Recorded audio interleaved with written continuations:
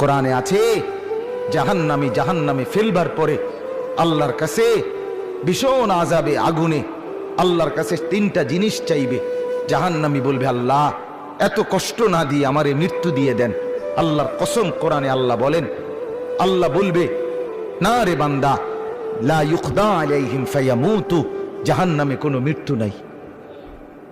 নাফরমান জাহান্নামী তখন বলবে, আল্লাহ তাইলে আমারে একটু তাখফিফ, একটু আযাব হালকা করে দেন, আমারে মাসে একটা দিন কদ্দুর বিরতি দেন, 24 ঘন্টার মধ্যে আমারে 10টা মিনিট হইলেও কদ্দুর আলগাত রাখেন, আমি আর পারছি না মাওলা।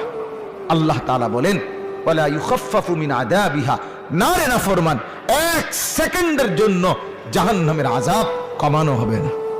3 নাম্বার, নাফরমান বলবে, আল্লাহ তাইলে আমারে দুনিয়ায় একটু ফেরত